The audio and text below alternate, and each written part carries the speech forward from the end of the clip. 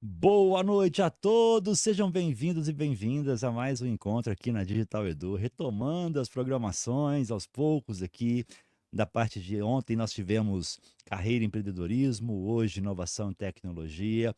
Então nós tivemos aí um período que nós ficamos sem as lives de alguns programas para poder fazer alguns ajustes aqui na plataforma e aos pouquinhos estamos implementando essas mudanças. Provavelmente na segunda-feira vocês terão ali uma plataforma já totalmente nova, uma coisa totalmente diferente, com visual diferente, e você ter o seu feedback sobre as melhorias é muito bom, tá? Então já fica aí o pedido antecipado de feedback aí das melhorias da Digital Edu. Lembrando também, gente, o seguinte, nesses encontros nós fazemos a live, ela é transmitida para vários canais.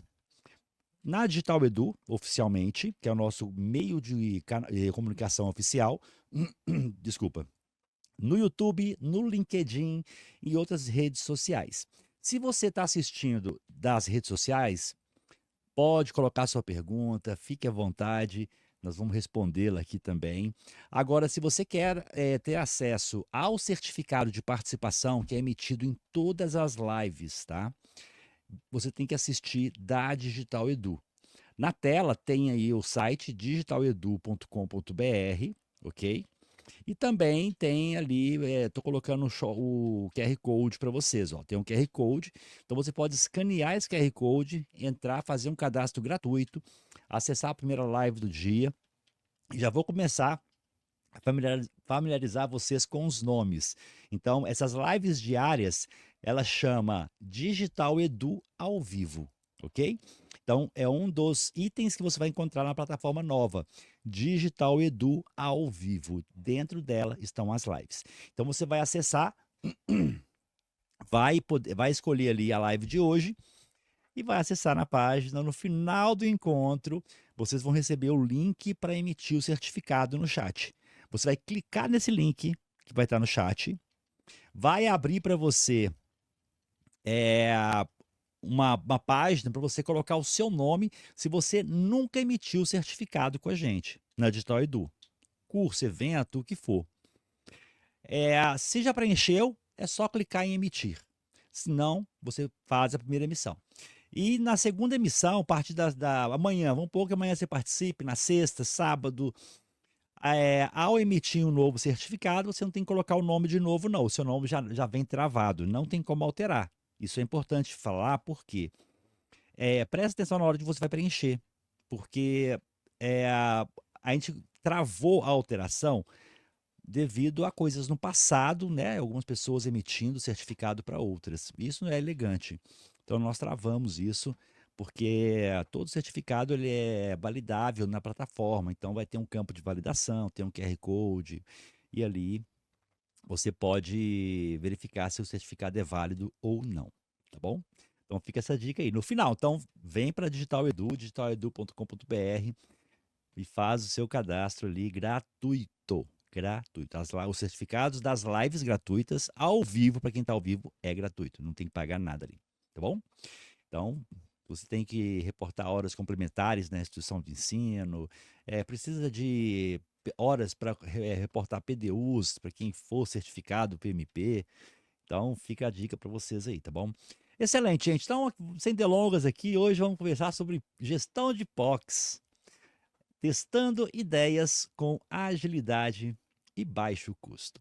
E para poder bater um papo comigo aqui, eu quero chamar aqui no papo agora a Bruna Silva. Boa noite, Bruna. Seja bem-vinda. Boa noite, pessoal. Boa noite, Wagner. Obrigada pelo convite para estar aqui com vocês hoje. É sempre um prazer poder falar desse tema que eu gosto muito. Maravilha. Inclusive, aqui agradecer também ao nosso grande amigo Rafael Boldrini, que é o curador das palestras aqui na Digital Edu, né? Ele tem muita indicação bacana e a indicação, né? A Bruna está com a gente aqui, nos conectou, né, Bruna? Então é um Isso. prazer ter você aqui com a gente, tá? Antes de começar, Bruna, eu faço a perguntinha base aqui. Quem é Bruna Silva? Fala pra gente. Bom, pessoal, eu sou uma engenheira de produção, que tem um mestrado em inovação tecnológica e propriedade intelectual. Tem 11 anos que o bichinho da inovação e do empreendedorismo me picaram, assim, eu venho trabalhando com diversos tipos de organizações para poder tanto ajudar as pessoas, quanto essas organizações a serem mais inovadoras, seja startup, empresas de todos os portes, indústria, governo, enfim. A gente está aqui disposto a ajudar vocês a inovar, porque dentro do nosso contexto, assim, dentro do que eu acredito, eu acho que a inovação é um ótimo caminho para que a gente possa se transformar e transformar o desenvolvimento econômico e social do nosso país. Já tive a oportunidade de ser coordenadora e gestora de projetos dentro do IABT Innovation e do FIENG Lab aqui em Minas Gerais, e atualmente eu sou sócia e gerente da unidade de educação de uma empresa que se chama Tecni Methods. É uma empresa recente, de 2 anos, mas que a gente já tem feito aí projetos com muita qualidade para clientes muito especiais. Então, convido vocês também a conhecer um pouquinho mais da nossa empresa. Excelente, Bruna, fantástico. Inclusive, no final aqui, eu vou fazer uma eu faço sempre a interação para o pessoal conectar ali com a Bruna, tá? E é isso aí, gente. Vamos lá. Seu Bruno, até um tema que pode ter algumas pessoas que têm universitários, tem pessoas que estão começando agora nesse universo, tá? Fala pra gente aqui, até antes assim, o que que é POC? Vamos começar do básico, tá? O que que Sim. seria o POC? Tá bom, gente. POC é uma sigla que vem do inglês Proof of Concept, ou seja, prova de conceito, que nada mais é que um teste prático que pode ser realizado em um ambiente controlado e um curto espaço de tempo, para poder entender se determinada solução ou funcionalidade ou tecnologia entrega aqueles resultados esperados para aquele cliente, né, para aquele usuário. Então, a prova de conceito ela é um tipo de projeto, onde a gente quer ali validar ou invalidar hipóteses sobre o potencial de uma solução para o nosso dia a dia. Aí pode ser tecnológico ou não, a gente pode estar testando algo em relação à adesão dos clientes, sobre uma viabilidade econômica, mas a gente sempre vai estar tentando aprender, entender com isso, ok? Que ótimo, excelente. É sempre bom deixar registrado aqui. Nós temos pessoas de vários níveis, pessoas que estão começando, pessoas que já têm vivência e então alinhando comunicação, né? E assim, Claro. o que que diferencia, tá, uma prova de conceito, POC, tá, de um projeto Uhum. piloto? E por que que essa distinção, ô Bruna, é crucial para a gestão eficiente de recursos? Tá, joia. Eu acho que eu vou até aumentar um item nessa escala, tá, Wagner, Ó, para a fique à gente entender vontade. bem, assim. É uma prova de conceito, a gente está ali testando um conceito. Ou seja, ainda podemos estar num estágio de maturidade mais inicial, não necessariamente a gente precisa estar mais evoluído enquanto solução ou produto. Quando a gente vai para um piloto, a gente já tem ali uma demanda de um comportamento no mundo real um pouco maior. E depois dessa segunda fase, a gente já tem o que a gente chama de rollout ou operacionalização, escala, que é eu deixo de ser um projeto, né, prova de conceito e projeto piloto ainda são projetos com início, meio e fim, e um tempo ali predeterminado, e passa a ser operação 24 horas por dia, 7 dias por semana. Então é interessante que a gente tenha a distinção desses 3 pontos. Focando mais especificamente em prova de conceito e piloto, o que que eu acho legal da gente destacar? Como eu comentei, a prova de conceito, ela pode estar no momento inicial, eu posso trabalhar com dados históricos, ou até mesmo, dependendo da solução, com um banco de dados que ainda não seja totalmente real, né, a gente pode trazer ali alguns dados fictícios de acordo com algum comportamento. A gente vai ter uma um tempo para poder validar esses conceitos que seja menor, porque o meu escopo de testes é menor também, o número de hipóteses que eu quero validar, e isso faz com que eu tenha uma complexidade menor e, por isso, seja um pouco mais barato, digamos assim. Quando eu falo de um projeto piloto, eu já estou falando de testar essa solução obrigatoriamente em ambiente real. Ou Pode ser seja, e deve ser um ambiente controlado. só cortando, então, isso vem depois da prova de conceito que vem essa outra parte, então a prova de conceito já passou dela. Não necessariamente, não existe uma obrigatoriedade de primeiro eu faço uma prova de conceito, depois eu faço um piloto, ou primeiro eu faço uma prova de conceito, um piloto, depois eu vou para um rollout. Vai depender muito do quão madura essa solução está para aquele contexto no qual ela está sendo aplicada e o quanto de incerteza eu ainda tenho associado ao meu projeto. Então a gente já fez provas de conceito, por exemplo, quando eu estava no FIENG Lab, que saiu de uma prova de conceito para uma outra prova de conceito. Porque, nesse contexto deu certo, mas e nesse dá? Ou então a solução já estava tão madura que a gente saiu da prova de conceito direto para poder ir para a escala e para a operação, porque aqueles argumentos, aquelas evidências que eu precisava para entender se aquela solução fazia sentido para mim ou não, a própria prova de conceito já conseguiu me entregar. Então, é meio que natural a gente pensar que sempre vai ser prova de conceito, piloto e rollout, mas não necessariamente eu preciso passar por essas etapas, né.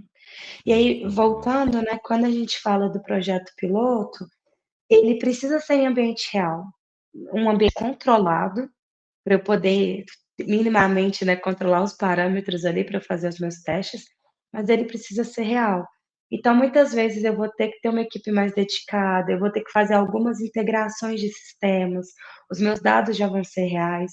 Isso tudo faz com que a minha prova de conceito fica mais complexa, por isso ela fica mais cara e demora mais tempo.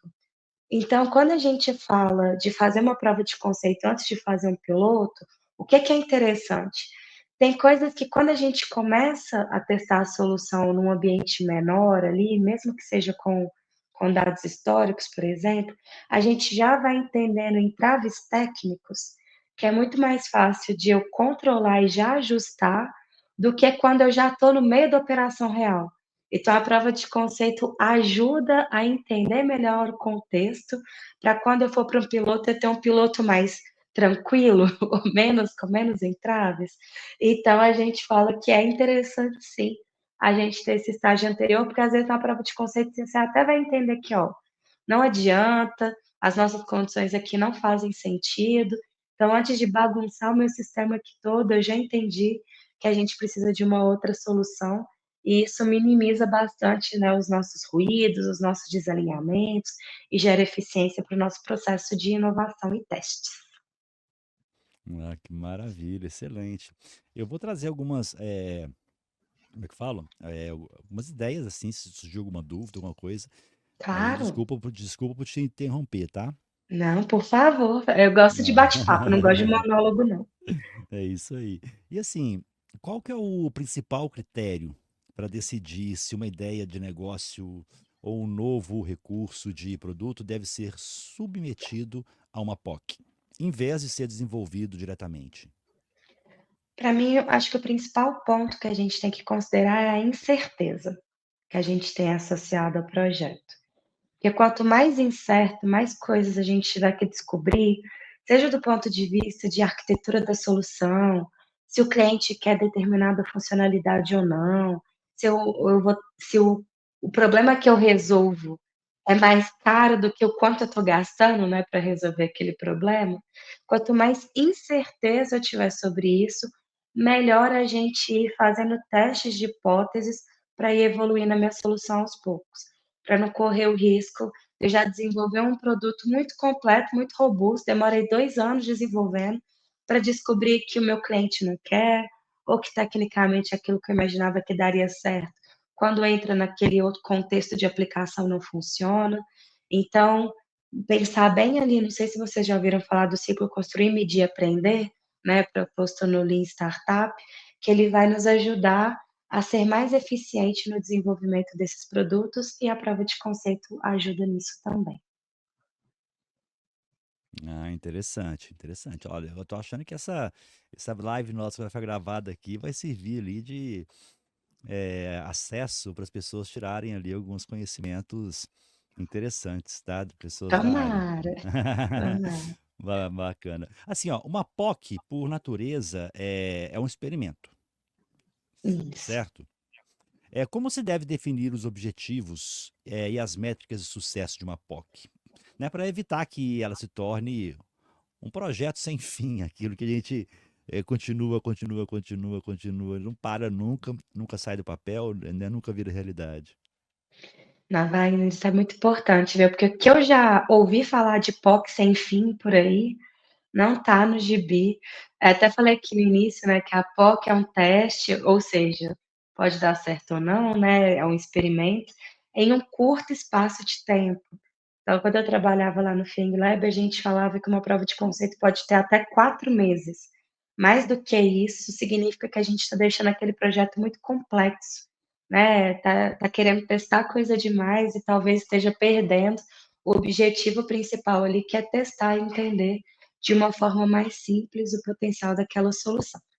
Mas pensando aí na sua pergunta, né, sobre objetivos e métricas, eu acho que é uma coisa super importante da gente refletir mesmo, porque como todo projeto, gente, não sei o que que a gente tem, a gente adora ir para execução, mas detesta planejar e detesta acompanhar depois o que que deu certo e melhorar, né? E isso para uma prova de conceito é crucial, assim, se eu não tiver um bom planejamento e não entender exatamente o que que eu quero aprender, o que que fala para mim, se aquele teste foi bem sucedido ou não, a gente vai ficar completamente ao léu, assim. Pode desenvolver uma coisa que depois a gente descobre que não fez sentido, ou eu não vou saber falar se o investimento que eu fiz me deu resultado ou não, porque eu não sabia qual era o critério, né, que eu ia aceitar. Então, quando a gente fala, né, de eu definir um objetivo e métrica, isso tem que ser feito no momento zero do projeto. Antes de contratar uma startup, ou junto, né, ali com a startup, ou parceiro, ou se for uma POC interna, eu já preciso saber qual que é o meu objetivo, o que que eu quero aprender. Esse é um ponto crucial. O objetivo de uma prova de conceito é aprender. E normalmente eu quero aprender alguma coisa que está ligada a algum problema que eu tenho. Então, poxa, eu quero entender se uma solução consegue resolver esse problema que eu tenho. Ou se eu trocar o produto A pelo produto B, o cliente vai continuar contratando meu produto. Então, a primeira coisa que a gente tem que entender, o objetivo é aprender, testar, né, se uma determinada solução tem determinado comportamento que eu espero. Então, a gente tem que definir muito bem a nossa hipótese de testes, assim. Isso para mim é o principal para entender o objetivo. E essa hipótese ela tem que ser clara, uma afirmação ali que tem que conter, né, o que que eu estou testando e que ela seja passível de verificação. Eu não posso, por exemplo, se eu estou falando aqui de uma prova de conceito de qualidade, eu não vou colocar que a minha prova de conceito é que visão computacional ajuda num processo de gestão da qualidade. Assim, isso é muito genérico, né? Acho que qualquer pessoa que tem um mínimo de conhecimento de visão computacional que a gente perguntar se pode ser usado para qualidade, a pessoa vai falar sim. Mas o meu ponto é entender, olha, eu quero entender se a visão computacional consegue fazer isso com uma maior precisão do que o ser humano, ou mais rápido, ou com menos retrabalho. Então, a gente ter ali algumas questões que nos ajudem a entender o que que é essa verificação. E a partir daí eu tiro a minha métrica. Porque, por exemplo, se eu quero entender se a visão computacional consegue me entregar de uma forma mais rápida, uma das métricas que eu posso ter é tempo, né? Então, qual que é o tempo que eu tenho atual e qual que é o tempo que a visão computacional consegue me entregar? Ah, se eu quero saber sobre precisão. Poxa, quantos por cento de precisão uma atividade manual alcança e quantos por cento de precisão um algoritmo, né, de inteligência artificial, numa visão computacional alcança. Então, aqui, nesse caso, a minha métrica, ela tem que ser relacionada a essa precisão. E eu posso atrelar outras, né? Por exemplo, ok, mas custo também é importante. A gente vai entendendo isso dentro do processo, mas pensar que, geralmente, a minha métrica, ela tem que estar ligada ao problema que eu quero resolver, ao meu objetivo. Não adianta nada estar falando de rapidez de um lado e como métrica testando se o sistema é bonito ou não. que aí não está casando, né. Então, fazer essa É tríade, isso assim, aí. problema, hipótese e métrica. Fantástico, excelente. Eu acho que tudo é combinado no início, né? E isso evita muitos problemas, Bruna. Eu acho que o problema da maior parte dos fracassos aí que acontecem estão pelas más definições iniciais, né? Os maus acordos que são É, feitos. as pessoas às vezes começam a prova de conceito muito ansiosas por testar a solução, mas elas nem sabem direito o que elas querem testar. Elas não fizeram essas perguntas para elas anteriormente. A gente pensa: "Ah, não é possível". É possível sim, gente, É, acontece. Come muitos pecam no básico mesmo. Exato. Então vale a Pô, pena ter esse cuidado. excelente. E assim, como que você gerencia a expectativa dos stakeholders, que são as partes interessadas ali, né? E da equipe durante uma POC, especialmente quando o objetivo é aprender com o fracasso e não apenas buscar sucesso. Porque a gente sabe que nem tudo é sucesso, muita coisa falha. É o que a gente estava falando, assim, o objetivo de uma prova de conceito é aprender. Óbvio que todo mundo está querendo sucesso, né, ninguém está fazendo a prova de conceito querendo falhar.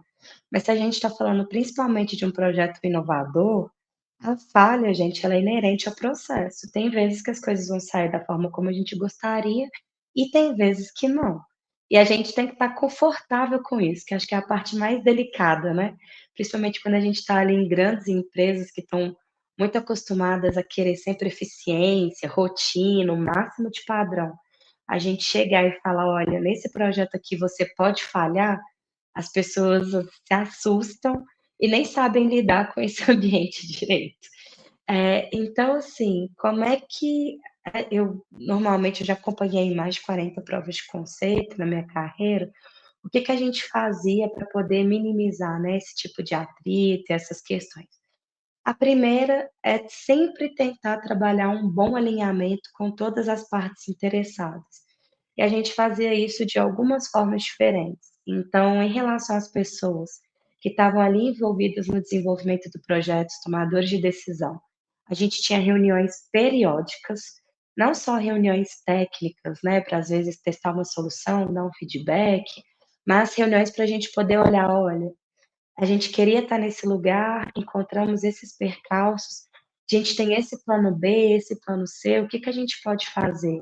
Ou quando a gente via, assim, que às vezes tinha alguma coisa estranha no ar, que as pessoas não estavam tendo coragem de colocar ali o que de fato estava, gerando algum desconforto, né, dentro do projeto, a gente tentava levantar perguntas para ajudar as pessoas com isso, porque às vezes o que falta é o envio de uma informação que está travando o projeto, ou alguém não entendeu bem como que aquilo ia ser conduzido.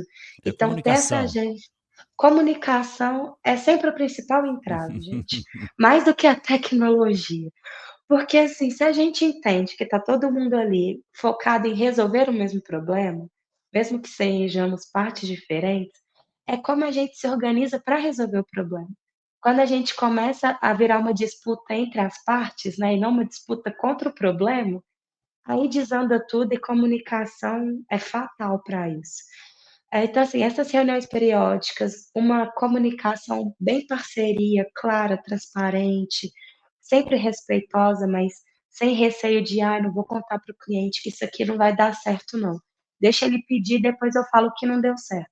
Gente, já fala de uma vez, que pela sua experiência, né, a gente entende que aquilo não pode funcionar, que vai frustrar, porque senão a gente pode ter alguns problemas. Reportes periódicos também, então pode ser uma ata com o desenvolvimento do projeto. Já vi pessoal que mandava videozinhos curtos de como que um processo está funcionando para mostrar uma certa evolução. Então, principalmente esses 2 tipos de coisa, para mim são os principais para a gente poder alinhar e gerar engajamento. Reuniões periódicas e uma comunicação clara e precisa. Fantástico. Eu gosto muito desse tema porque comunicação, como você falou também aqui, trouxe, é uma questão que gera fracasso em muitos momentos, não só Uhum. numa POC, mas é qualquer tipo de projetos. Eu também ouvi você falando que é engenheiro de produção, eu também sou engenheiro de produção.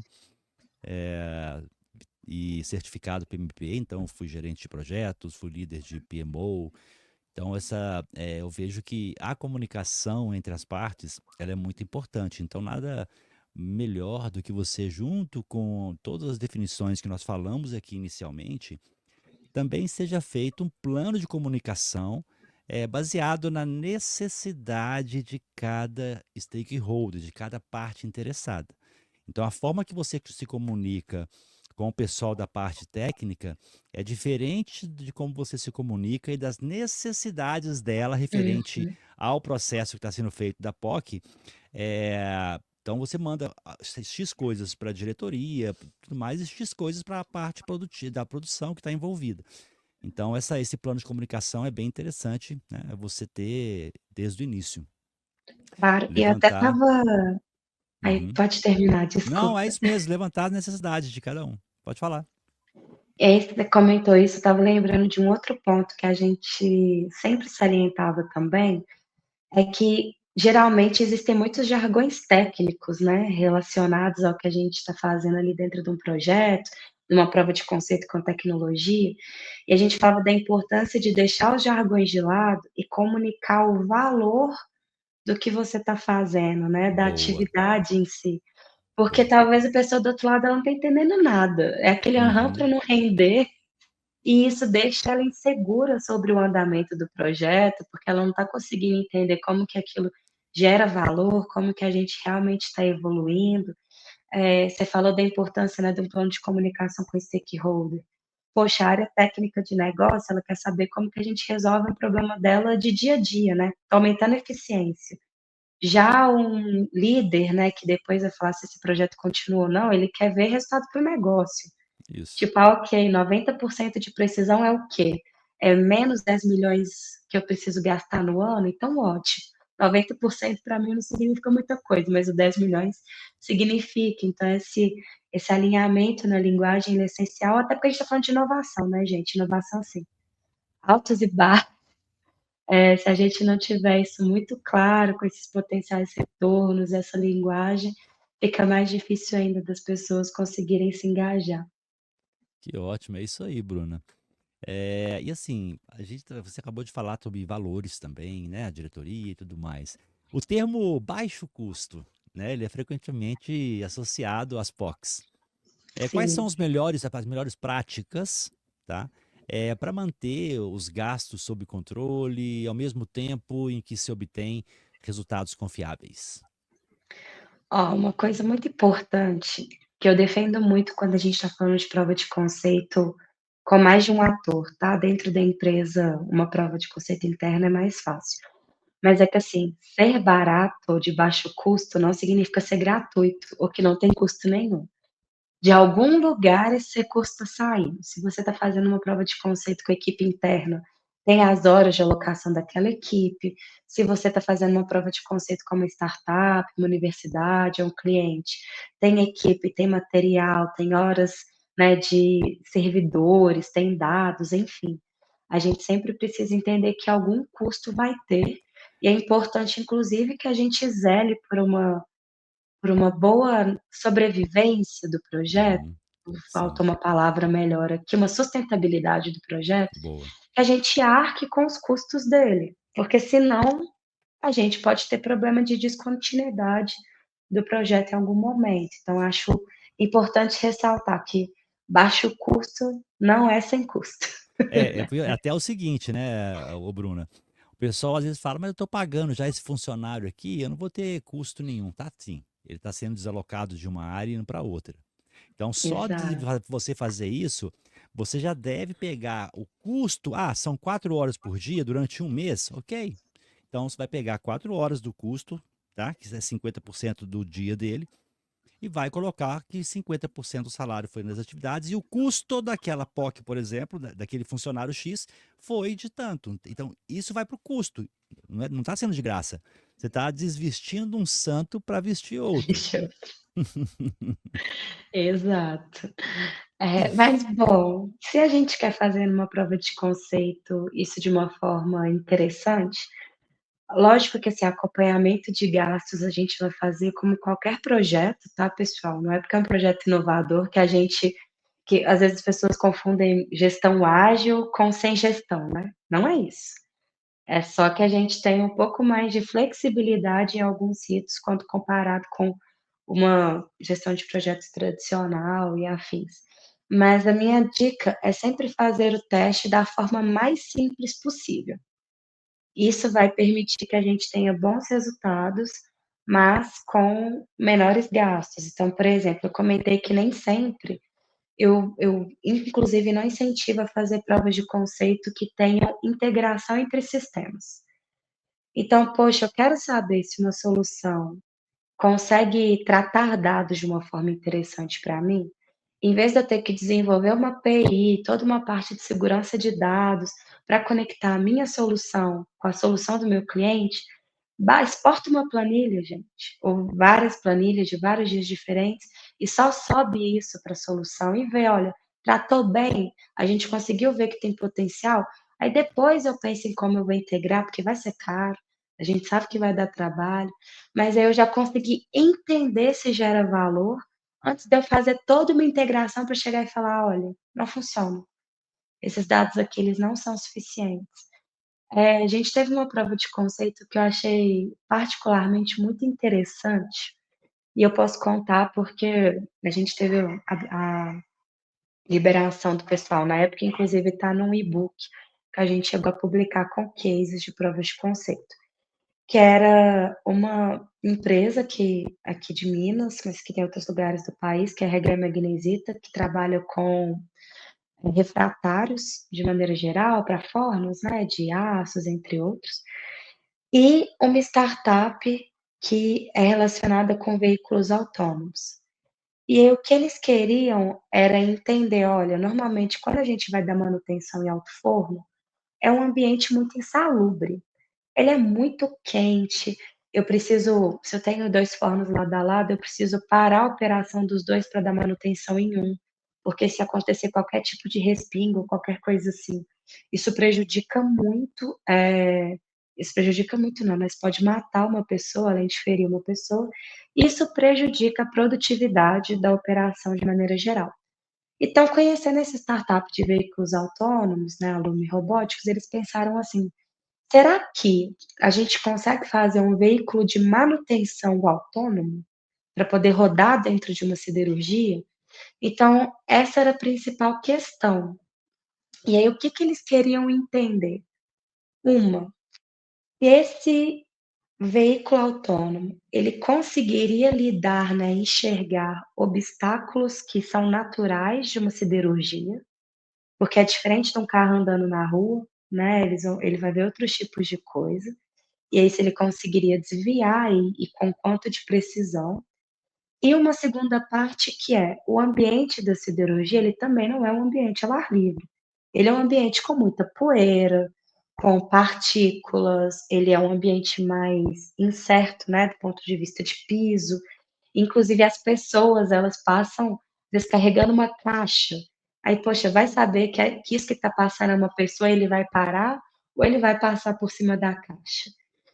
E aí, assim, mas Bruna, como é que a gente faz uma prova de conceito disso? Construiu um veículo autônomo e colocou dentro da siderurgia? Não, não foi isso que a gente fez. A gente pegou a parte de inteligência do veículo autônomo, né, a câmera, né, a visão, com o processador e não a carcaça. Colocou num carrinho de mão e um operador foi puxando o carrinho de mão dentro da siderurgia para ver como que a câmera conseguia captar, entender e processar aqueles obstáculos, aqueles elementos que a gente estava colocando ali. É um resultado confiável? Sim, porque é o mesmo sistema. Ele só está embarcado numa forma diferente para eu conseguir fazer aquele teste com baixo custo. Óbvio que assim, quando a gente passa para um sistema mais robusto, ele seria ainda melhor, né? Mas olha que solução interessante, de baixo custo, de rápido desenvolvimento, para a gente entender se aquele sistema conseguiria e o resultado foi positivo. Ele conseguiu pegar tudo com uma precisão interessante, uma acurácia boa também. Então, isso deu para a gente uma evidência de que valeria continuar com aquele projeto. Tá, você tá me ouvindo, Bruna? Tá dando uma Te instabilidade ouço minha, bem. me ouve, né? Tá dando uma instabilidade aqui na minha conexão. Se você não estiver me ouvindo mais, você pode me mandar um WhatsApp aqui, tá? Nós estamos até verificando o porquê que tá meio constante essa paralisação aqui. Nós temos redundância, mas por algum motivo tá dando uma queda. Vamos fazer Não, o mas tudo seguinte aqui, ó. certo. Não, beleza. A gente sabe, como nós falamos aqui, que muitas ideias promissoras, elas falham, né, na fase de POC. O que que se deve fazer quanto a isso, né, acontecer, para garantir que o tempo e o esforço ele não seja visto como desperdício, porque nas empresas é costume, né? Tudo que não é sucesso cai na crítica das pessoas, né? Não, mas às vezes a gente aprende muito mais com uma prova de conceito que não foi validada do que com Uhum. uma prova que está em andamento ainda, né? Olha, a primeira coisa que eu posso comentar, assim, é da gente registrar e compartilhar esse aprendizado. Espera licença, gente, que eu tenho que pegar uma água. Fica à vontade.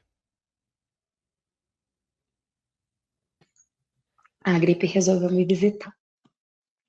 Mais um segundo. Fica tranquilo, Bruno.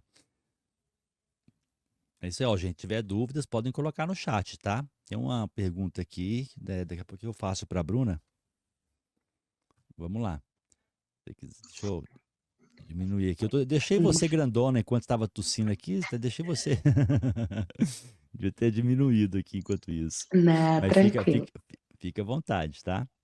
Tá, já. Obrigada, Wagner. Mas acho que uma coisa importante é a gente registrar e compartilhar esse aprendizado. Muitas vezes a gente voltou para saber o que tinha acontecido numa determinada prova de conceito, e às vezes o líder do projeto tinha mudado e não tinha documentado algumas questões e compartilhado isso com a organização. Então, isso é uma forma de jogar dinheiro no lixo, né, gente? Porque assim, a gente veio aqui, entendeu por que que dá certo ou por que que não deu certo, mas não compartilhou o conhecimento, ficou com aquela pessoa, ela foi embora. Se a gente quiser fazer algo parecido depois, a gente vai sair de novo do degrau zero, em vez de sair do degrau um, 2 ou 3. Então, entender por que não deu certo e compartilhar é essencial para permitir que outra pessoa não cometa. Não vou falar que é a mesma falha, porque assim, a gente não sabia que não daria certo daquele jeito, né? Então não é um erro, é um teste que não funcionou. Mas para já saber que a pessoa ela tem que procurar outras alternativas e outras rotas para a gente continuar, porque daquela forma ali não vai seguir. Então, esse é um ponto muito importante da gente compartilhar, contar quando dá errado mesmo, porque é horrível se a gente só conta quando as coisas dão certo, porque o primeiro que conta que deu errado, ele vira um crucificado, né? Tipo, meu Deus, é você que é incompetente, porque até hoje ninguém nunca contou que deu errado, só você que veio aqui, olha esse tanto de projeto bom, mas se ninguém contar os perrengues que eles passaram até conseguir chegar nos projetos bons, a gente está indo contra a cultura, né, da inovação e do aprendizado. E uma outra coisa que eu acho importante é a gente mesmo trabalhar o storytelling dessa falha. Sabe, meio ali o Thomas Edison, não é que eu falhei 350 mil vezes, não lembro qual que é o número não, tá, gente? 350 mil vezes fazendo a lâmpada. Eu descobri 350 mil formas de não fazer. É a mesma informação contada de duas formas diferentes. Então, se a gente mesmo não entende que eu preciso demonstrar isso como aprendizado, falar, olha, pessoal, a gente tinha essa hipótese, ela foi invalidada, porque o cliente não está pronto para essa solução como a gente gostaria. Então, para poder chegar nesse lugar, a gente pode fazer outras ações como essas, essas e essas para prepará-lo melhor. Tecnologicamente, a nossa empresa não está pronta para poder assumir essa solução. Eu já matei uma prova de conceito antes dela ser contratada, que era uma prova de conceito de inteligência artificial, de um equipamento que não gerava dado. Uai, como é que eu vou fazer inteligência artificial, que é tratamento de dados, com um equipamento que não gera dado? Já mata. Então registra, não tem como fazer um projeto de inteligência artificial sem dados. Então, essas coisas nos ajudam muito a ir tornando mais natural e compartilhando esse processo de aprendizado a partir da falha. Ó, que maravilha, excelente. Vários insights aqui, ó. Inclusive o André Magalhães. Que ótimo, muitas ideias por aqui. Inclusive, Bruna, você tem algum treinamento falando sobre o tema? Ou indicaria alguma que você acha relevante? Olha, quando eu estava no FIENG Lab, o FIENG Lab trabalhava um curso de gestão de provas de conceito.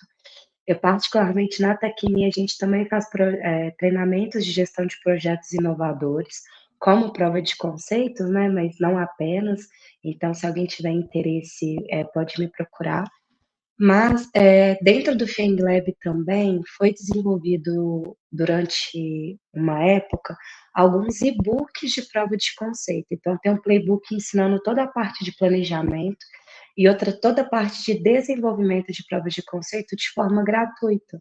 Então, se vocês entrarem lá no site, fienglab.com.br, aí tem uma seção que chama Open FIENG Lab, que era de disseminação de conhecimento, vocês também conseguem ter acesso a esse material. É Ó, que bacana. diferente, né, quando a gente pode falar. Põe para mim aqui no chat privado, que é o chat Ponho. nosso, o site que eu vou colocar pro pessoal aqui. Perfeito, eu vou colocar agora. Porque aí eu já compartilho com eles, eles não têm desculpa depois de falar que nós não conectamos, né, Bruna? Não, a gente quer que hoje compartilhar o máximo de aprendizados e boas práticas possíveis. Então vale bem a pena, assim, entender, lá tem alguns resultados de provas de conceito também, para quem Uhum. quiser entender um pouco mais. Então vocês conseguem ver vários casos, ou quem quiser, né, se conectar comigo depois também, fica à vontade, mas eu já estou pegando aqui o site para poder Bacana. compartilhar com Pode mandar vocês. para mim aqui, ou no WhatsApp, ou aqui mesmo no chat privado, tá? Vai no chat privado mesmo, que o Beleza. WhatsApp está fechado para ficar dedicação total a Melhor. vocês. Isso é bom.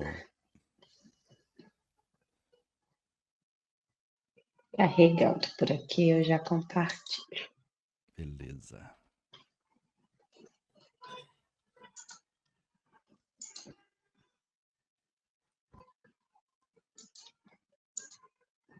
Vamos lá, olha, gente, para quem chegou agora, daqui a pouquinho eu vou liberar para vocês aqui no chat o certificado, tá?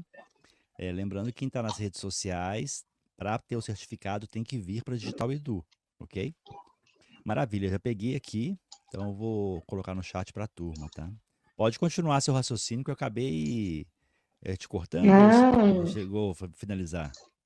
eu cheguei a finalizar, era isso mesmo, assim, registrar, cuidado com o storytelling, Uhum, né, e tratar falha diferente de erro, tá, gente, assim. sim. Eu gosto de uma definição, até vi recentemente um artigo da FAPESP também, reforçando isso, que é como assim, pensem que erro é, eu sei o que preciso fazer e eu não fiz, e o resultado deu errado.